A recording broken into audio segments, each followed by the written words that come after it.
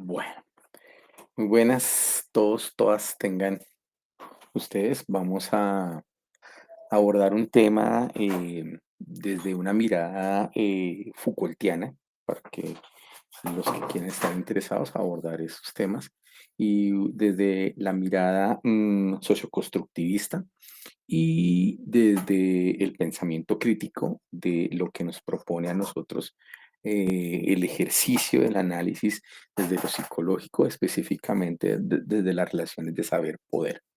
Bien, en ese orden de ideas, entonces, pues vamos a iniciar. Ok, bueno.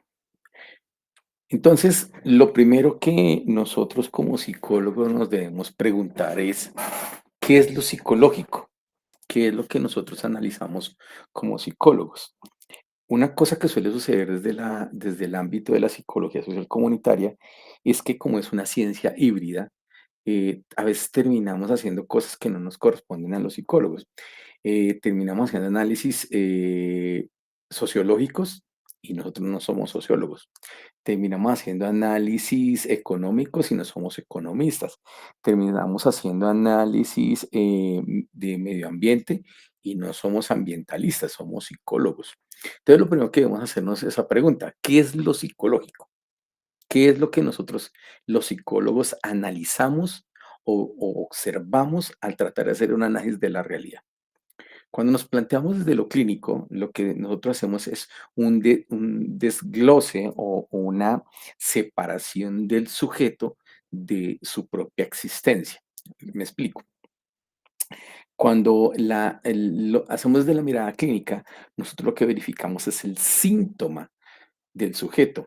Y lo que terminamos es el sujeto, valga la redundancia, termina sujetado al síntoma. Me explico. O sea, el sujeto deja de ser él y se convierte en el síntoma. O sea, el sujeto deja de ser Pedro y se convierte es en el síntoma. En este caso, digamos que hablemos de una ansiedad. Entonces, ya no es Pedro, sino es la ansiedad. Lo que quiero ver en él es qué le genera la ansiedad, cómo se comporta la ansiedad, qué es lo que pasa con ese cuadro de ansiedad. Eso es lo que voy a verificar. Y se me olvida quién es Pedro. Y cuando me olvido del sujeto, o sea, ya no hablamos de sujeto, sino hablamos del ser, se me olvida que Pedro tiene una familia, que Pedro pertenece a un estrato social, que Pedro le antecede una cultura, que Pedro pertenece a un grupo social. Y entonces en esa realidad la pregunta es, bueno, entonces, ¿qué es lo que la psicología analiza de esa realidad? ¿Sí? ¿Se limita al sujeto o realmente debe hacer una comprensión más allá del síntoma, más allá del sujeto? Y hablaríamos de la dimensión del ser. Bien. Entonces, en este orden de ideas vamos abordándolo desde la mirada que nos propone a nosotros todo el discurso posmodernista. Entonces vamos a entrar a verificar qué es la modernidad. Y la modernidad es un sofisma, desde mi parte, lo planteo así, porque la modernidad nos trae un nuevo paradigma de pensamiento, ¿sí? O sea, nos hace pensar o sea, nos hace ver la realidad de una manera diferente, nos modela la forma de entender la realidad. Aquí, por favor, les recomiendo que vayan allá a lo que ven ustedes de cognición, porque aquí depende, o sea, cuando yo entiendo las cosas de una manera, es porque las connoto de una manera diferente. Entonces, la palabra modernidad nos lleva ya a lo tecnológico, a lo que está de furor, lo último, pues. Entonces, en ese orden de ideas, pues vamos a hacer una comparación. Si yo presentase esta ciudad y en comparación con la otra, diría, uno preguntaría, ¿cuál ciudad es moderna? Entonces, lo más seguro es que un gran porcentaje me diría que la ciudad moderna es la primera, porque tiene unas calles pavimentadas, porque tiene unos edificios, porque tiene electricidad, porque tiene una serie de cosas que le son, pues, que funcionan a la gente. Y la otra me dirían que no es moderna, ¿sí? Entonces, aquí empieza uno a hacer los siguientes cuestionamientos. Bien, esta ciudad que estamos viendo es una ciudad que existe, que está en el lago Titicaca y es la ciudad flotante en el lago más alto del mundo, ¿sí? Es una ciudad que se construye con las plantas que se dan ahí y donde las personas viven en comunidad con el ambiente. Bueno, hasta hace un tiempo, porque después el turismo empezó a dañar esto. Pero bueno, la cosa es que aquí esas balsas que construyen sus casas, todo se construye ahí y se convive ahí. Mientras en la otra, pues no se ha hecho eso. O sea, si se dan cuenta, es solamente urbe, gris. No existe aquí la parte de la naturaleza. Entonces la pregunta aquí sería, ¿qué entendemos entonces por modernidad? Modernidad es esta construcción de ciudades donde el sujeto es alienado o tiene que ajustarse a estas nuevas formas que le antepone la ciudad, o en este otro donde el sujeto transforma y entra como una especie de pacto con la naturaleza para hacer esa transformación, o sea, donde los 2 se transforman. Y aquí no, aquí, por ejemplo, pues, nos limitamos a lo que la ciudad nos propone, pero la pregunta es, ¿quién se sueña la ciudad? ¿Quién crea la ciudad? ¿Nosotros hacemos parte, nos consultan para construir la ciudad o simplemente nos ajustamos a esa a esa ciudad?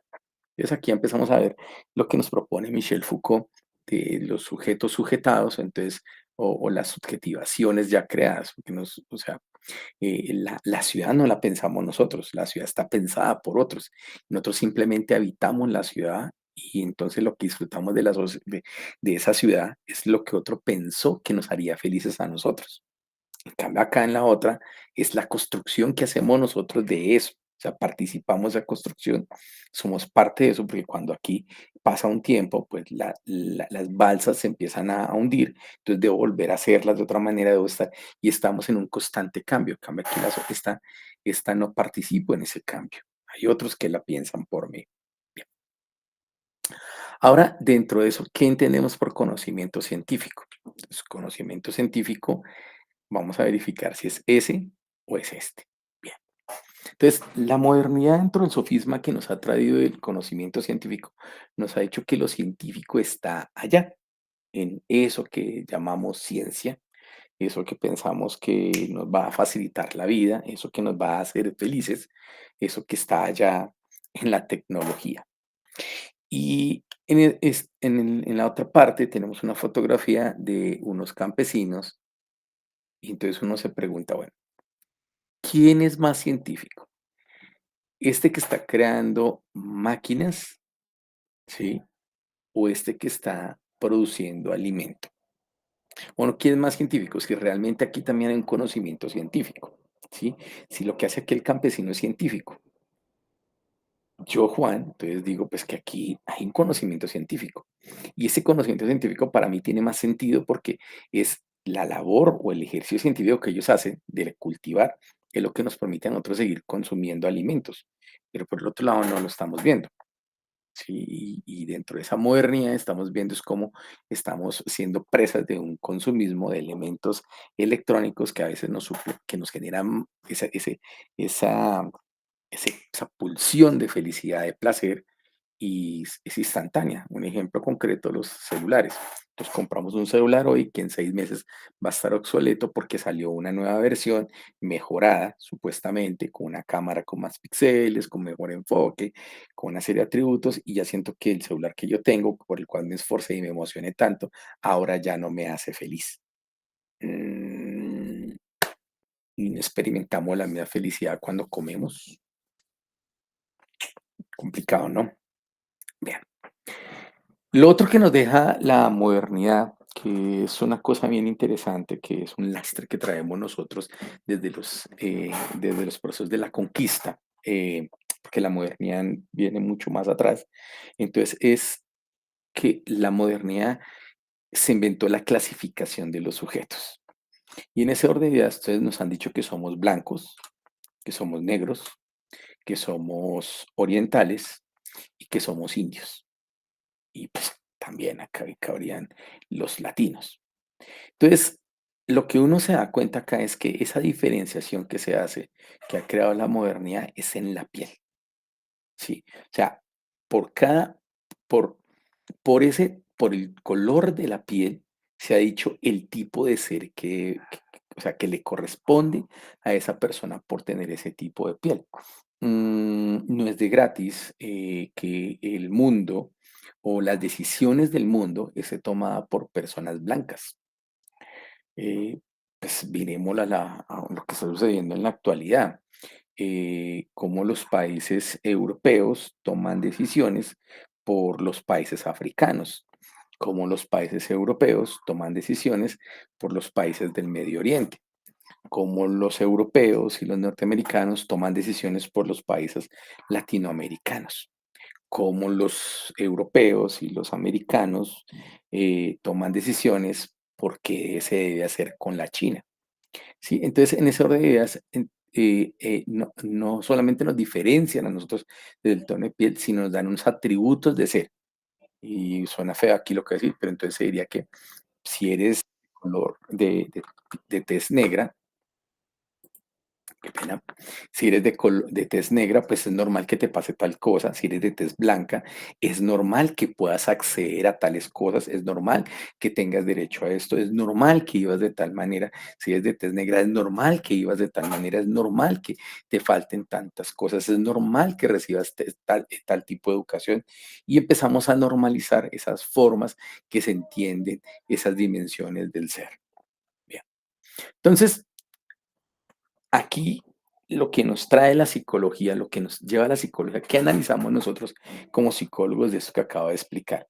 Es dentro de ese sofisma de la modernidad, dentro de eso que acabo de explicar, cuáles son los procesos de interacción que se gestan, ¿sí? ¿Qué, cómo estamos interactuando los sujetos? Entonces, aquí hay que entender dos cosas bien importantes y les invito a leer Mead cuando nos habla de interaccionismo simbólico. Y de interaccionismo simbólico en lo que nos va a hablar es que o sea, nosotros nos comunicamos a través de símbolos. A ver, devolvámonos un momento. Entonces, volvamos acá. Los ojos azules, la tez negra, los ojos rasgados, la piel morena, es un significante. Y a ese significante le atribuimos una serie de cosas. Bien, el momento de interactuar, antes de interactuar con el ser, ¿sí? Con esa persona, yo estoy interactuando es con el estereotipo que le antepone el color de los ojos o el color de la piel o la forma en cómo se viste, para que me lo entiendan mejor. Bien, entonces nosotros como psicólogos vamos a poder analizar eso y vamos a verificar qué tipo de lenguaje es el que construyen las comunidades, las culturas para poder interactuar, para poder diferenciarse unos con los otros, para crear las nociones de realidad. Devolvámonos un momento.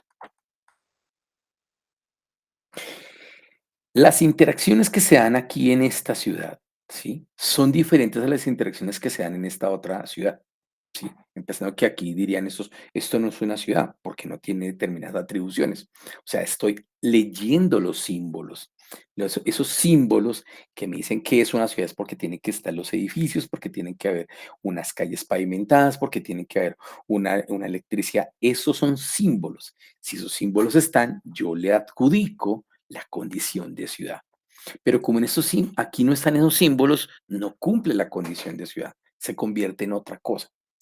En ese orden de ideas, lo que está haciendo psicológicamente, o sea, mi cerebro está procesando la información de una manera diferente. Acuérdense lo de los esquemas mentales.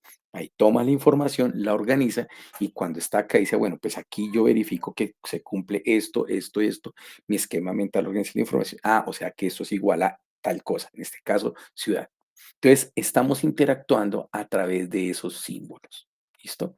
Quiere decir que la realidad o sea, nosotros no, no interactuamos con la realidad in situ, o sea, interactuamos es con la simbología que se le antepone a la realidad. Bien, entonces por eso aquí es importante. Entonces tenemos la primera cosa que analizamos nosotros como psicólogos. Vamos a verificar cuáles son los procesos de interacción que se dan y cuál es la construcción simbólica que han generado estos seres en ese trasegar que tienen, tomando en cuenta l- ese, o sea, eso tan grande que es la cultura. Bien. Entonces, al analizar eso, descubrimos que el lenguaje se vuelve importante. ¿Sí? Vamos a analizar el cuento del lenguaje.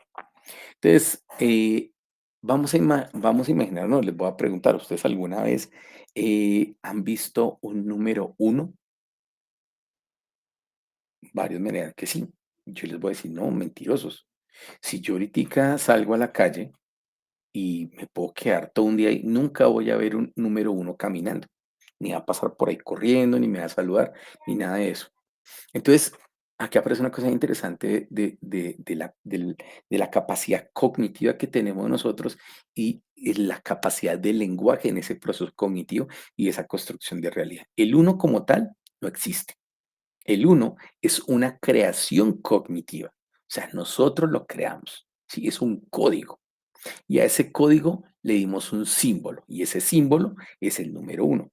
Pero le dimos un código fonético, que es el uno. Suena como uno.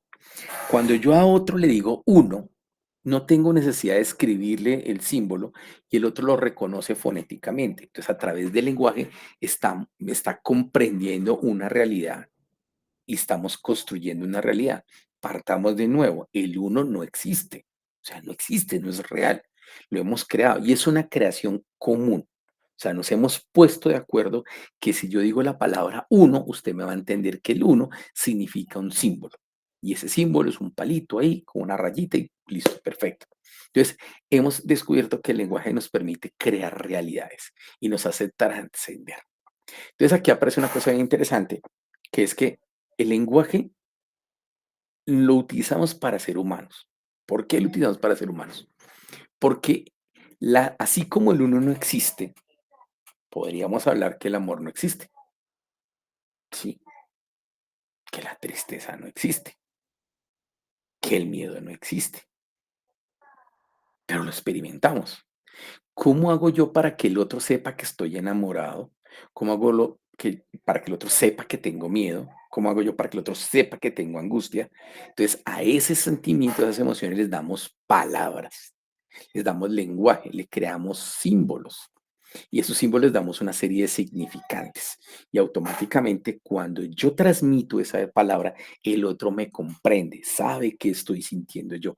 O sea, es capaz de entender la emoción que estoy experimentando. ¿Listo?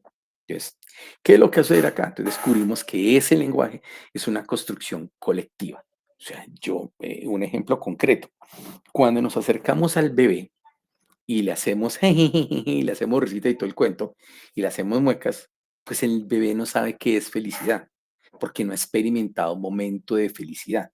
El placer de él es meramente vocal. Acuérdense de lo que ustedes vieron con Freud por allá más adelante. O sea, él solamente experimenta el placer de succión, ¿sí? Porque está consumiendo alimento y siente un placer ahí al momento de tomar el pezón. Bien, pero no conoce la felicidad como la experimentamos nosotros. O sea, él no sabe la felicidad de ver un atardecer, él no sabe la felicidad de ver el final de una película, él no ha experimentado eso. Cuando nos acercamos y le hacemos esa cara, ¿él será que realmente está experimentando la felicidad o simplemente nos está imitando? Si nos está imitando, ¿será que nosotros aprendimos a experimentar la felicidad a partir de imitar a otros? Un ejemplo concreto, los enamoramientos. Los enamoramientos los aprendemos a través de la televisión, a través del cine, a través de las costumbres, de las historias tradicionales y comprendemos qué es el amor, ¿sí? Y pues nos enamoramos de diferentes maneras, y si no, pues hagan el ejercicio. Si algunas han tenido la posibilidad de viajar a través de diferentes países, se van a dar cuenta que pues la cosa sí funciona así. Bien. Entonces vamos a hacer el ejercicio de establecer qué es lo que nos hace humanos para establecer qué es lo que nosotros verificamos como psicólogos. Se supone que nosotros los psicólogos pues abordamos esa dimensión humana y con esa es la que nosotros trabajamos. Entonces si observamos el primer rostro, podemos decir que ese primer rostro nos está diciendo algo. El segundo rostro nos está diciendo otra cosa. Y el tercer rostro, pues no nos dice nada. Y aquí es bien interesante. Si me están siguiendo, entonces se van a dar cuenta que cada rostro nos está transmitiendo una emoción. Y aquí es bien interesante la imagen del medio. La imagen del medio, solamente lo que estamos percibiendo, otra vez vuelvo al cuento de la percepción, son los ojos. Pero la manera en que están los ojos es un simbolismo y me está diciendo algo, me está proyectando, me está diciendo, y los ojos así, si se abren de esta manera, si están aquí así, eso significa miedo. Entonces aquí se vuelve más interesante. Cuando nosotros nos encontramos con el otro, sí, cuando vamos a interactuar con otro, el otro o sea, no ha dicho la primera palabra y nosotros ya hemos develado algo en ese otro. Nosotros lo que hacemos es analizar el simbolismo que él tiene, cómo camina, cómo está vestido, cómo es la expresión de su rostro y ya sabemos qué puede tener. Para los que están aquí escuchando, entonces, eh, los que llevan bastante tiempo con sus parejas, nosotros sabemos si nuestra pareja está feliz o está de mal genio solamente con verla caminar. Todas las mañanas, uy, se levantó de mal genio. No ha dicho una sola palabra, pero ya estamos, al hacer ese análisis, al hacer esa semiótica que es la que estoy verificando, soy capaz de develar qué es lo que está haciendo la persona o qué es lo que está sintiendo la persona. Entonces aquí aparecen lo que yo llamo las llaves. Entonces aquí estamos entendiendo que ese interaccionismo simbólico que nos habla Mead es un análisis que estoy haciendo yo de esa realidad, de ese sujeto, y estoy analizando eso. Bien. Entonces, lo, lo humano, que lo que nos hace humanos a nosotros es en el proceso de conversar, que es un modo de convivir. Sin duda, lo humano implica una corporalidad, que no es la corporalidad lo que hace humano, sino el modo como convivimos con esa corporalidad. Me explico. El cuerpo transmite un mensaje, ¿sí? La manera en que tú te vistes, la manera en que tú modulas la voz, la manera en que expresas tu rostro, todo eso está comunicando y estás conversando. Estás diciendo quién eres, a dónde perteneces, qué es lo que te gusta, qué es lo que deseas. Todo lo estás diciendo constantemente ahí. Entonces estamos encontrando esa dimensión que nosotros vamos a trabajar como psicólogos. Entonces, ¿qué determina nosotros, o sea, teniendo en cuenta esto, qué determina en ese orden de ideas nuestra conducta? Bien, la primera imagen vemos, pues eso, un espacio de soledad. No hay nadie. Entonces, la primera base que vamos a entender acá es que yo soy, o sea, existo cuando el otro interactúa conmigo. Si el otro no interactúa conmigo, yo no existo. Tengo la noción de mí, en este caso, que sería el self, tengo la noción de mí, de mi existencia, que existo, porque me reconozco a través del otro. Un ejemplo concreto, la imagen del medio. ¿Cómo sé yo que soy una persona feliz? ¿Cómo sé que soy una persona de mal genio? ¿Cómo sé que soy una persona seria? ¿Cómo sé que soy una persona bonita? ¿Cómo sé eso? Porque el otro me lo dice, porque el otro me lo reconoce. Si el otro no reconoce eso en mí, yo no lo identifico. No existo. Necesito del otro para existir. Necesito de la interacción con el otro. Necesito la respuesta del otro para poder existir. Si no, no existo. Entonces, en ese orden de ideas, la el sujeto dentro de comunidad se debe a esas interacciones que tiene con los otros. Acuérdese que podemos decir que somos, sujetos de múltiples facetas. Yo interactúo en la casa, interactúo en el trabajo, interactúo en la universidad, interactúo en el bus, interactúo en diferentes partes. Y si se dan cuenta, a pesar que tenemos que, pues, existe la cognición de personalidad, no en todos los lugares nos comportamos de la misma manera, ¿sí? Tú puedes ser una persona muy feliz en la casa, pero si tienes un jefe muy huraño, tienes unos compañeros de oficina pues, que son muy serios, que no sé qué, pues tú terminas adaptándote y comportándote a esos niveles de interacción o viceversa. Sí, y o por ejemplo, no sé si los que viven aquí en Bogotá, bueno, digo allá en Bogotá, cuando van a tomar el Transmilenio, se levantan diciendo, voy a coger a patadas a todo el mundo y voy a romperme la cara con todo el mundo. No creo que lo haga. Pero el momento que llega y se abren las puertas o se encuentra ahí, aparece otra faceta en usted. Esa faceta de empujar, de jalar, de correr, de ponerse de mal genio, y aparece una faceta diferente de usted porque el entorno, las interacciones que se están dando, te dicen que eso que estás haciendo está bien y es la manera de ser. Entonces aquí descubrimos que aquí nos va a pasar eso. Entonces, nuestras conductas se van a determinar de acuerdo a esas características que se presentan dentro de los grupos. Entonces, no es el cerebro ni los genes los que determinan nuestra conducta, es el proceso de conversar. Entendemos la conversación como el proceso de interacción mediante las interacciones entre el lenguaje y las emociones, porque aquí es bien interesante. No, o sea, l- acuérdense que estamos transmitiendo son emociones. Listo, cada interacción va cargada, tiene un plus de una emoción, ¿sí? Que más adelante, pues yo suelo llamarla la carga subjetiva. Bien, vamos a abordar a otra dimensión que abordamos nosotros, los psicólogos, desde este punto de vista, que es la dimensión histórica, la dimensión del presente y la dimensión futura del ser. ¿Listo? Aquí me gustaría citar se me olvidó este filósofo que habla de la naturaleza de las cosas y habla sobre el amo y el esclavo. Ay, permítame que no me puedo quedar con esa. Filósofo, porque si no me queda a medias. Filósofo, amo y esclavo.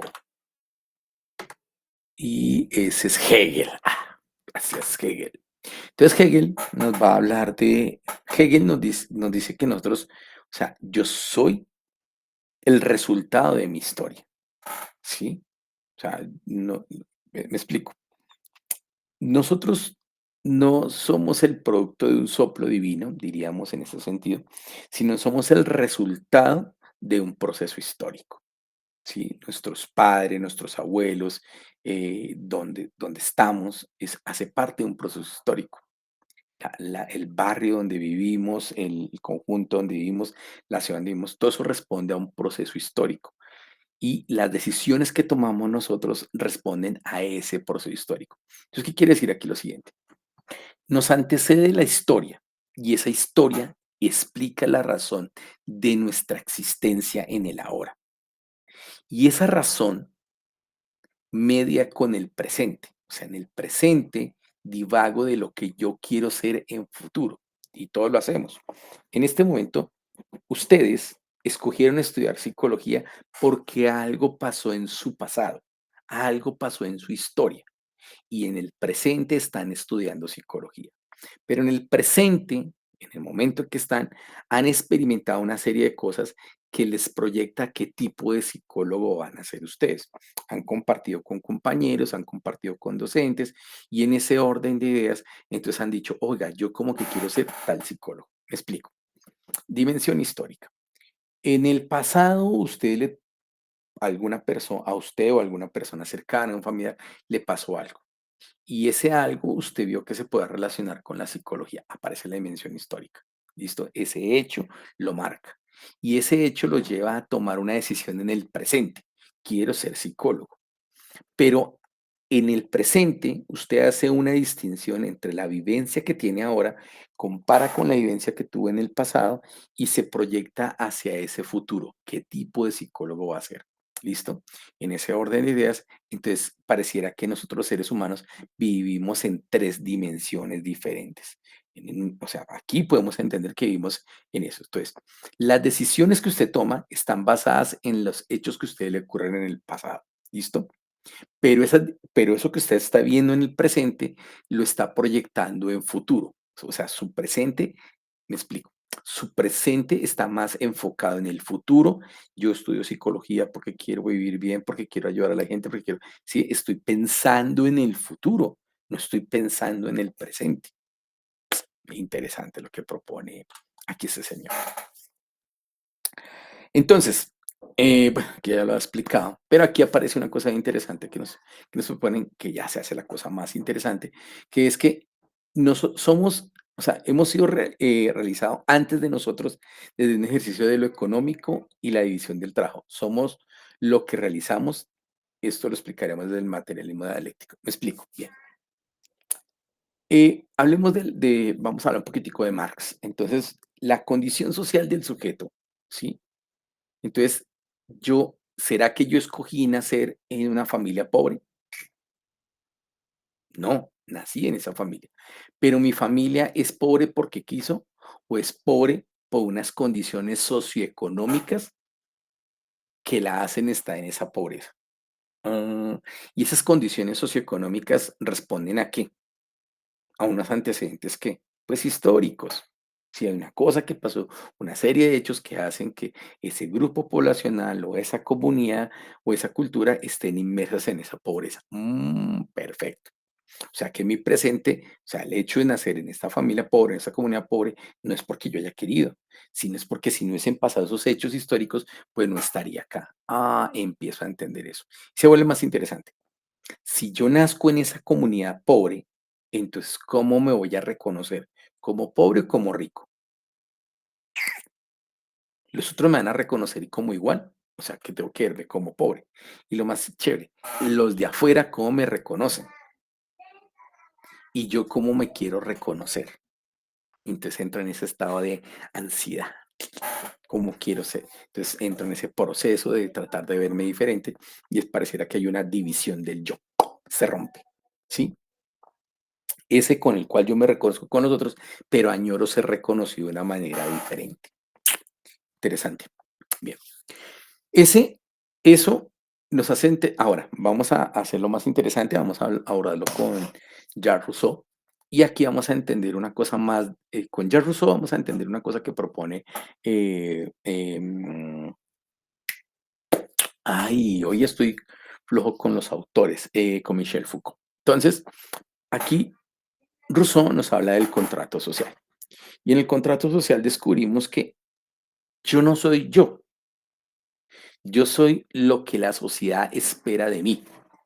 O sea, ya no soy Juan, Pedro, Carlos, sino soy lo que hago. Soy el oficio, soy la profesión. Entonces, yo ya no soy Juan, sino soy el psicólogo. Ya no soy Juan, sino soy el carnicero. Ya no soy Juan, sino soy el chofer. Y esa acción o esa labor que yo hago en lo social me determina otra forma de ser. Me explico. Vamos a imaginarnos que voy a entrar a un edificio. Entonces, me encuentro inicialmente con el portero, lo saludo, continúo por el pasillo, me encuentro con la recepcionista, continúo, me encuentro con el señor del aseo, continúo, me encuentro con la señora de los tintos y cuando llego al ascensor me encuentro con el gerente. ¿Será que con las 4 personas, con las personas que me encontré, con todas interactúo de la misma manera o modifico mis procesos de interacción? Yo les aseguro que cambio. Y pues con el celador voy a actuar de una manera totalmente diferente a cuando me encuentro con el gerente. ¿Por qué? Porque el celador es el rol de celador. El recepcionista es no es él, es el recepcionista. Yo lo que percibo de él es la función y lo trato sobre la función que tiene. El señor del aseo no es don Pedro, es el señor del aseo. Entonces, a él automáticamente le atribuyo que es normal que se comporte como se comporta y es normal que actúe como que actúa. Pero cuando llego y me encuentro con el gerente, pues es el gerente, debo actuar de una manera diferente, debo comportarme de una manera porque es el gerente. Entonces, en eso orden de ideas, entonces el sujeto, lo que sucede es que es ajustado a la estructura social. O sea, ¿qué espera la sociedad de nosotros? Y aquí es bien interesante porque, me suele pasar a mí, em, y es que es bien fregado. El hecho de ser psicólogo y de ser docente se me obliga a actuar de una manera diferente, o sea, dejo de ser Juan, ¿sí? Se me obliga a actuar a hablar de una manera diferente, a vestirme de una manera diferente, a modular mi voz de una manera diferente, porque si lo hago como es Juan, entonces no le van a creer que es psicólogo y no le van a creer que es profesor. Y le jugamos a eso. Ustedes cuando se encuentran con nosotros, entonces nosotros ni somos Juan ni Pedro, ni no, somos el profesor. Si yo no hablo como profesor, si no actúo como profesor, usted no me va a creer a mí que yo soy profesor. Y si usted duda de que yo soy profesor, usted no me va a prestar atención y no va a creer en lo que yo le estoy diciendo. Entonces usted va a decir, este me está cañando. O quién sabe dónde lo sacaron, entonces va a dudar. Y así, entonces, ojo con eso porque eso es estructural en la parte de las interacciones. Y aquí lo que está viendo es una desconfiguración del ser. ¿Listo? Entonces, en este punto de vista, entonces lo que vamos a identificar es que estamos enajenados a nuestras pulsiones en función de una pulsión social. Me explico. Con Freud hemos entendido, o lo que nos han explicado, es que nosotros estamos, o sea, el sujeto está en función de su pulsión de placer. Y aquí descubrimos que no, que existe una pulsión social. Yo me debo sentir feliz por ser profesional. Yo me debo sentir feliz por tener un iPhone. Yo me debo sentir feliz por tener un carro. Yo me debo sentir feliz por tener una posición. ¿Quién dice que uno debe ser feliz por eso? Pues lo dice lo social. Sí, lo dice el mercado, te dice, mire, tú debes ser feliz si vives de tal manera, tú debes ser feliz si tienes una casa así, tú tienes que ser feliz si estás súper endeudado, que no sé qué, listo. Y en últimas, pues es como se hace ese proceso de control, llamarlo así. De una mirada sistémica, la configuración social, entendiendo el grupo como un dinamizador de lo cultural. Entonces, en este orden de ideas, ya no solamente se ajusta al sujeto, sino se ajusta, o sea, es el mismo grupo que termina siendo ese proceso de ajuste. Me explico. Si tú vives en un barrio, tú te comportas de una manera diferente. Y si vives en un conjunto residencial, tú te comportas totalmente diferente, ¿sí? Pareciera que, o sea, la forma en que se da hace que te comportes diferente. Hagámoslo más chévere. Si a ti te invitan a un cóctel, ¿sí? Automáticamente vas a modificar tu, o sea, vas a modificar tu conducta porque estás en presencia del grupo. Y dices, no, miércoles, aquí como que el grupo, como que tal, es que no sé qué, debo comportarme de una manera diferente. ¿Por qué? Porque es que lo cultural dice que uno debe ser aquí juicioso y estar bien presentado y hablar bonito, que no sé qué. ¿Listo? Bien. Ahora, eh, lo histórico, ¿sí? Crea un conocimiento. O sea, aquí lo que quiero ir con Rousseau es que lo social no es estático, ¿vale? Lo social es dinámico. Y dentro de ese dinamismo de lo social, entonces la historia, que era lo que hablábamos anteriormente, entonces cobra un sentido. Entonces la imagen que estamos aquí, estamos viendo cómo los niños trabajaban en las plantas de algodón. Bien, hoy en día ver un niño trabajando es un delito, es impensable. Entonces, ¿qué quiere decir? Que la historicidad crea un conocimiento. O sea, ¿cómo sabemos que es un delito que el niño trabaje? Pues porque en algún momento lo pusimos a trabajar. Sencillo, no hay de otra. O sea, a partir de esas prácticas culturales, y en este caso no culturales, sino económicas que se hicieron, en algún momento decimos, no, mejor no, pero se hicieron, ¿sí? Como lo que sucede hoy en día con los genocidios. Esperemos a que pase el tiempo y cuando digan, no, miércoles, eso que pasó allá en ese país, pues fue un genocidio. Así en este momento se diga que no es. ¿Listo? Pero entonces aquí lo que va a pasar es que la historia deja unas secuelas. Entonces, en este caso, los niños que trabajaban en las fábricas, pues eran niños que perdían miembros, cuando digo miembros, pues perdían un brazo, las piernas, y eso hizo que la natalidad, o sea, la expectativa de vida de los niños fuera muy baja, y eso después generó todo un problema, porque pues si los niños no crecen, pues no van a tener familia, no se reproducen, y eso a la larga tiene un gran impacto en el crecimiento de la natalidad y automáticamente en la economía de un país. Entonces dice, miércoles, hay que modificar la cosa porque no podemos seguir haciendo eso. ¿Listo? Entonces, debemos entender nosotros como psicólogos cómo entendemos o cómo interpretamos esos fenómenos sociales. ¿Sí? Por ejemplo, lo que pasa en nuestro país. Nosotros estamos, o sea, estamos saliendo de un fenómeno social, que es el fenómeno social de la violencia.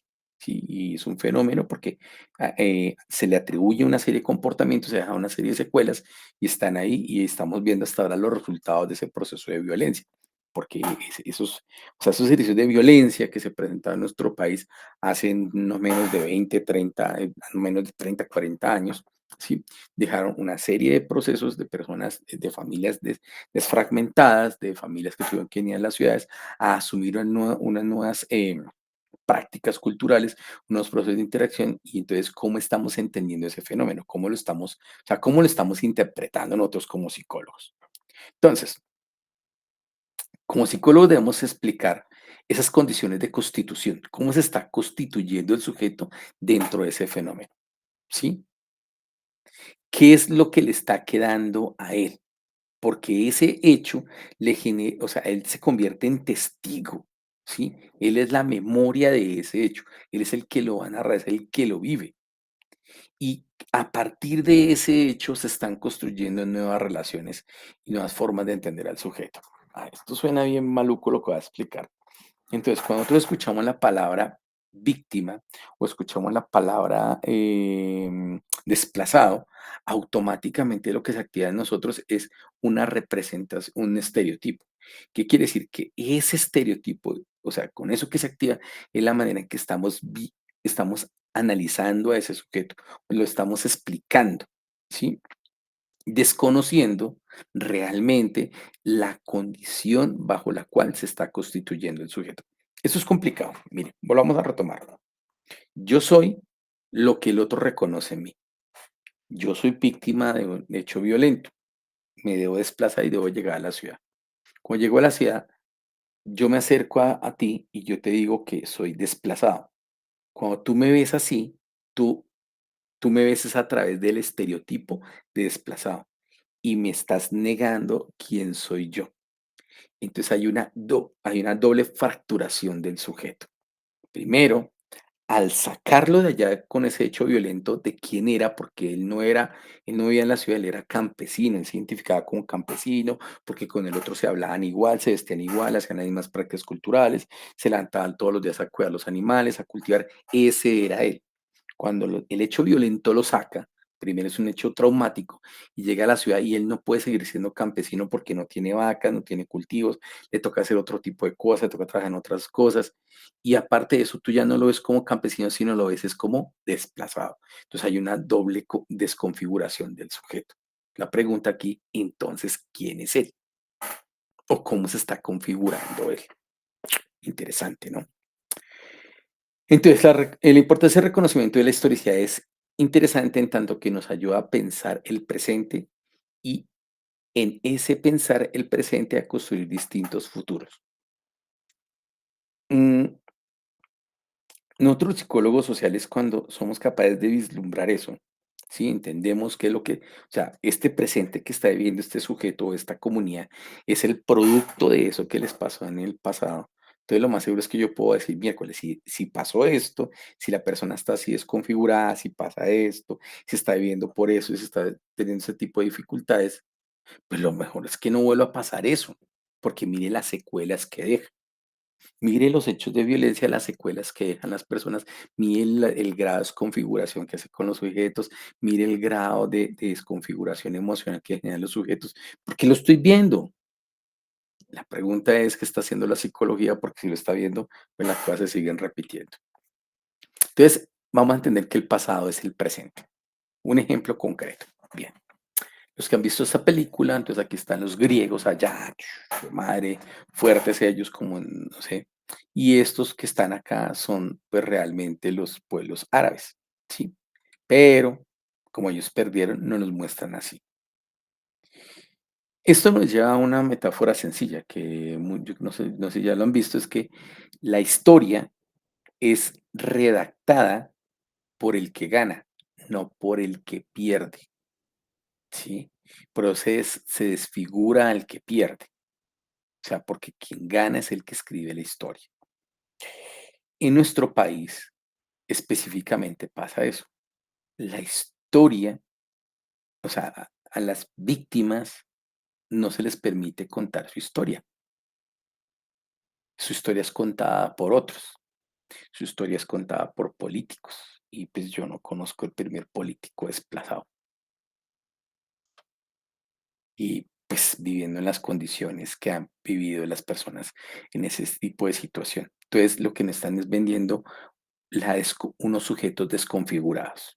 Listo. Hagámoslo más chévere, sigamos en ese sentido, que es lo que pasa hoy en día cuando hablamos de otros pueblos. Entonces, cuando se hablan de los árabes o de los pueblos árabes, dicen que son el demonio, pues.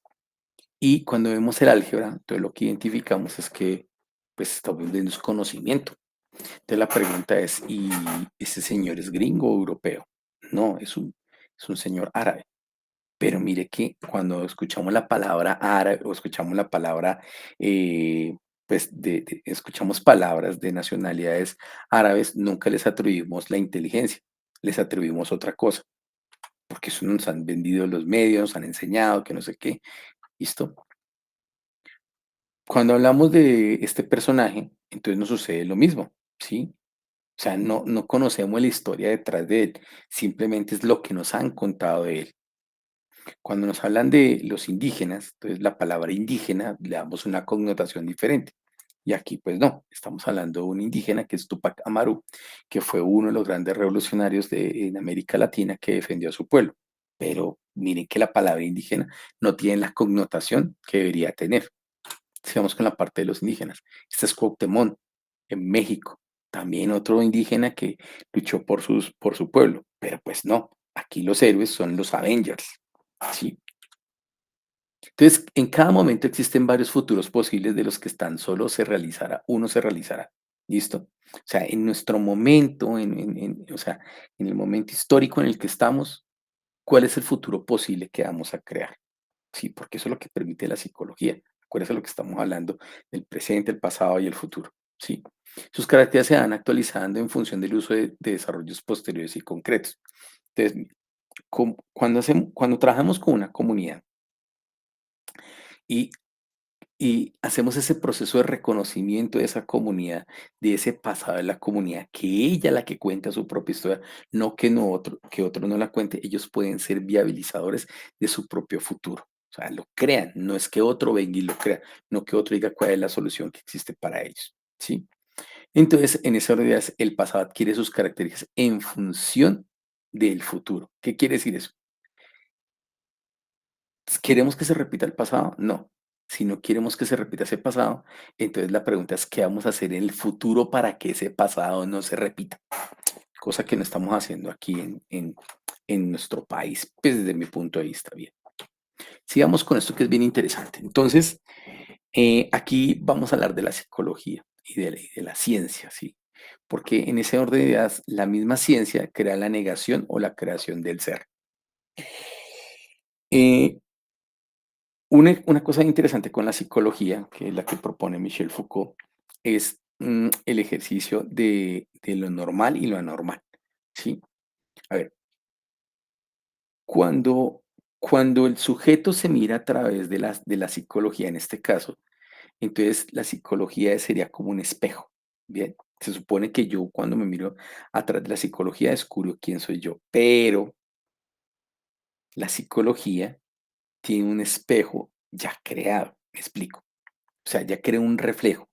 Y le va a decir, es que si usted es así, es normal, y si usted es así, es anormal. Ah, juepucha.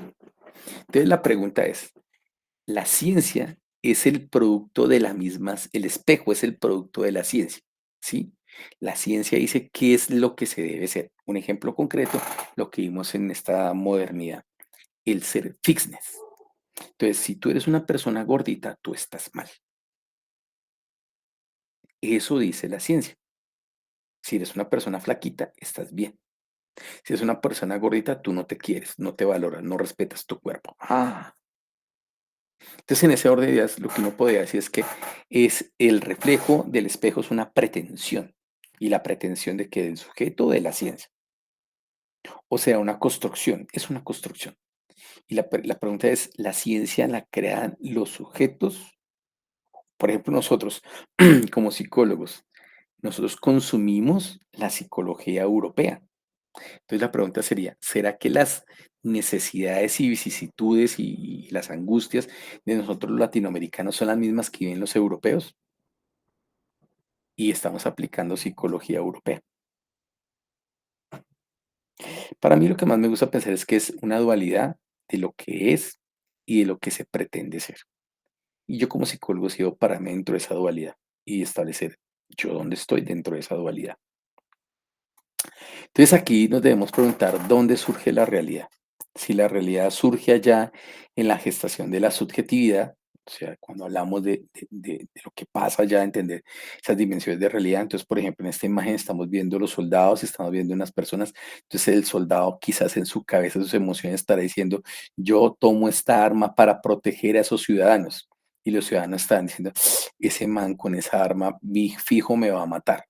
Cada uno interpreta la realidad de una manera diferente, porque se anteponen las subjetividades que tenemos cada uno y lo que nos da razón de ser de nosotros mismos, y es entender cómo interactúan esas interacciones.